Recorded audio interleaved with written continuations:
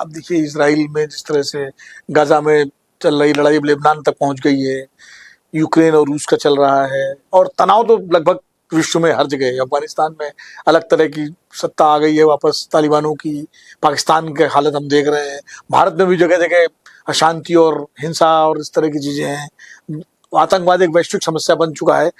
ऐसे में गांधी कितने प्रासंगिक हैं, या हमारी आज की नई पीढ़ी जो है, या लोग कैसे गांधी को एक्सेप्ट करेंगे जब चारों ओर हिंसा का और तनाव का वातावरण है? एक बात याद आ रही है विनोद जी, इसलिए कह देता हूँ। मुंबई में ऐसा ही एक बड़ा सेमिनार बुलाया गया और जयप्रकाश जी को उसमें बोलने के लिए बुलाया गया था। तो उन्होंने अपनी बात यहीं से शुरू की कि इतिहास में गांधी की जो जगह है वो तय हो चुकी है, उसको ऊपर नीचे हम लोग कर नहीं सकते हैं। लेकिन इतना मैं आपसे ज़रूर कहना चाहता हूँ कि बंद कमरे में बैठकर जब तक गांधी की रेलिवेंस की चर्चा आप लोग करेंगे तब तक आप लोग इरेलीवेंट हो जाएंगे, गांधी का जो होना है होता रहेगा। कि फ़िलिस्तीन के साथ क्या हो रहा है इसके विरोध में लाखों लोग अमेरिका की सड़कों पर उतर रहे हैं। ये उतरे हुए लोग कौन हैं? इनको किसने बताया कि सड़क पर उतरना प्रोटेस्ट होता है? ये तो गांधी हैं। उनका नाम हो या न हो, गांधी के रास्ते पर आप चल रहे हो। तो गांधी का रेलिवेंस आप कहाँ पर ढूंढना चाहते हैं? सरकारें गांधी के रास्ते से चल रही हैं कि नहीं? नहीं चल रही हैं। सरकारें गांधी के रास्ते से चल ही नहीं सकती हैं, ये भी गांधी का ही कहा हुआ है। लेकिन जनता हमेशा गांधी के रास्ते से ही चलेगी, ये धीरे धीरे सब लोग समझ रहे हैं। वेलेसा भी जाकर काम कर रहा है तो इसी को रास्ते को ढूंढ रहा है।